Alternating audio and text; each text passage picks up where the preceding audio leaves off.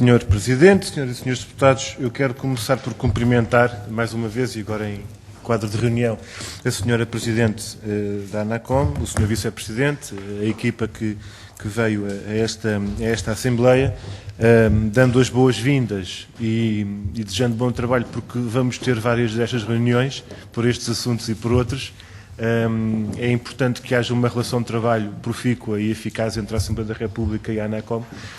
Nos aspectos, por ser, nos termos da lei, a entidade reguladora independente com funções sobre a matéria das telecomunicações e, portanto, noutras comissões parlamentares os senhores terão um papel importante.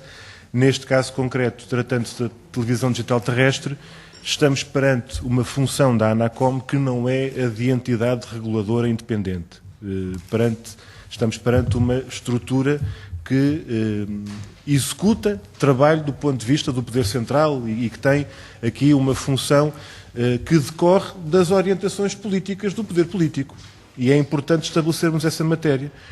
Umas vezes porque se atribui à ANACOM uma responsabilidade supostamente independente no quadro da TDT, que na verdade não é, porque cumpre orientações políticas dos sucessivos governos, do governo tem funções, nos termos da lei, nos termos das opções que foram colocadas, e este é um processo em que assim acontece.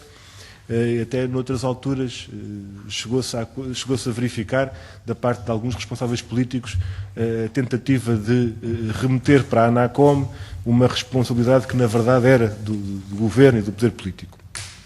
Dito isto, e neste enquadramento é importante fazermos um balanço destes 6 meses, que nós designamos por 6 meses de apagão analógico total. A expressão não será incorreta na medida em que a totalidade tem a ver com o território nacional.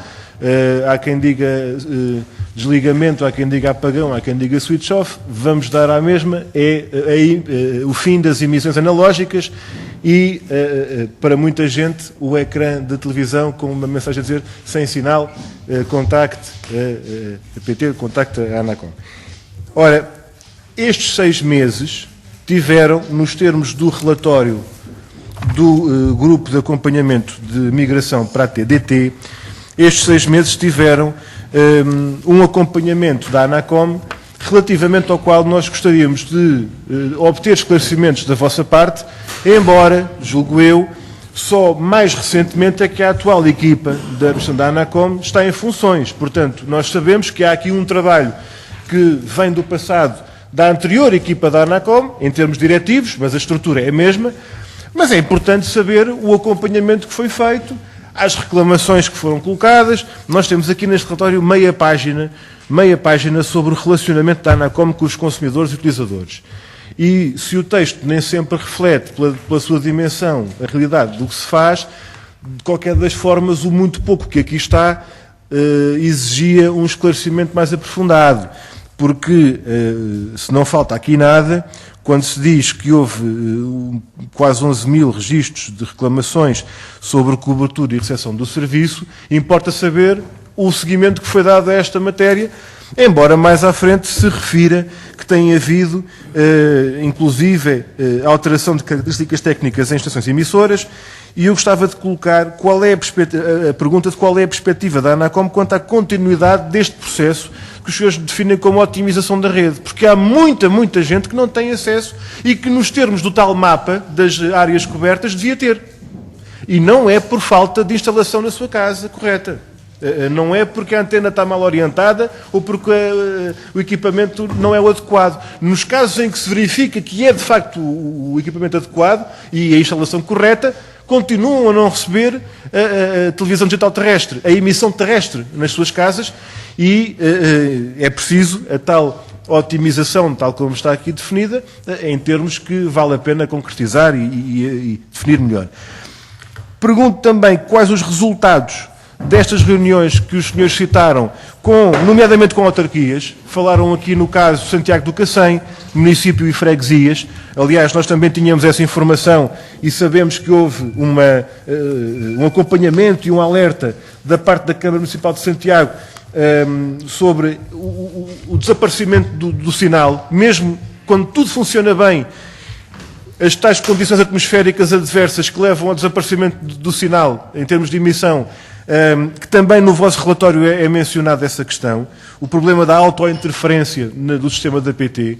Ora, nós precisávamos de saber qual é o grau de incidência e prevalência desses casos, porque são demasiadas situações que nós ouvimos falar disso, desde o início, já desde a experiência piloto de Alenquer, Nazaré 100, em que isso se identificava e continua a acontecer com demasiada gente. E, Sr. Presidente, para terminar, o tempo é muito curto e as questões são muitas, há de facto demasiadas reclamações e o tratamento que é dado, não estou a falar de outras estruturas, dirigidas à ANACOM, o tratamento que é dado justificava, e eu colocava esta questão de uma forma muito concreta, uma auditoria ao tratamento que a ANACOM deu às reclamações das pessoas. Porque houve muitas situações, e nesta reunião vamos ter conhecimento certamente de mais algumas. Peço que termine, por favor. Sim, Sr. Presidente. Em que a resposta era uma resposta tipo, agradecendo o contacto e nada resolvendo de concreto dos problemas das pessoas. E eu gostaria de ouvir alguns esclarecimentos sobre isso. Muito obrigado. Obrigado, Sr. Presidente. O tempo é curto. Estas questões estavam para várias reuniões. Notícias como esta aconteceram demasiadas vezes. As pessoas que compraram os canais, neste caso do Mel, não foi só isso, como alternativa à TDT, foram aldeias inteiras. Ora, neste caso, se calhar alguma coisa mais podia ter sido feita relativamente à investigação, até diríamos preventiva, durante o momento em que isto aconteceu. Houve queixas e reclamações enviadas à ANACOM sobre situações destas, que foram respondidas com comunicados, com informações gerais. Agradecemos o seu contacto e informamos que as emissões acabam em 2012, até abril de 2012, nesta parte do país. Ponto 5, visita a secção de televisão digital no nosso portal do consumidor. E as pessoas dirigiam-se à ANACOM e, com todo o respeito pelas pessoas da estrutura da ANACOM, ficavam com a sensação que estavam a ser respondidas por robôs, por máquinas de resposta automática. E isto justifica a pergunta que eu fiz há pouco, se vai ser feita, se não consideram que possa ser feita, uma avaliação geral, uma espécie de auditoria às respostas que as pessoas tiveram. Porque há demasiadas situações que as pessoas até desistiram ao terceiro contacto que teve como resposta uma espécie de um comunicado. Isto é inaceitável. Já para não falar da própria PT, porque segundo o relatório do grupo de acompanhamento, aquilo que foi o trabalho da ANACOM fez algumas chamadas telefónicas para os call centers e depois pediu os guiões das respostas dos call centers. Ora bem, há uma amostragem necessariamente curta, alguns telefonemas que se fazem, mas nós sabemos que as gravações são feitas. Se houve 3.000 pessoas a telefonar, há 3.000 gravações, porventura. Se não há 3.000, haverá menos, mas é possível fazer uma amostragem diferente daquilo que se consegue descobrir lendo guiões, porque as coisas erradas não aparecem nos guiões, aparecem quando há o desvio do guião. E isto é o que costuma acontecer. E nesse sentido, o que eu pergunto é se é por falta de meios. Porque eu imagino o que é uma estrutura ter que responder a 50.000 reclamações, das quais 13 ou 14.000 são para a TDT, tudo o resto. Mas é preciso garantir que há meios. Se não há meios para isto, então tem que se resolver o problema. Se há meios, então o caso é outro. Se há meios e as questões não são respondidas, é por outra razão. Mas se há falta de meios, então vamos ver o que há de meios da ANACOM. Porque, de acordo com a portaria que saiu a semana passada, ou há 10 dias atrás, os resultados líquidos de 2011 da ANACOM, cerca de 11 milhões foram transferidos, de 11 milhões de euros, transferidos para a Agência Espacial Europeia, não se percebe porquê.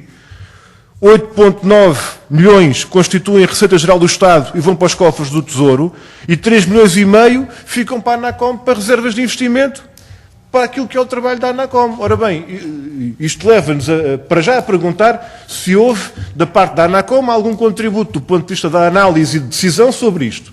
Porque uma estrutura que tem um resultado líquido de 23,8 milhões de euros, dos quais 11,2 vão para a Agência Espacial Europeia e depois ficam na ANACOM 3,5, então tem que haver meios. Se isto chega, então isto não se explica. Como é que só se faz isto? Leem os guiões, depois telefona-se algumas vezes, não pode ser. Ou então o relatório está incompleto.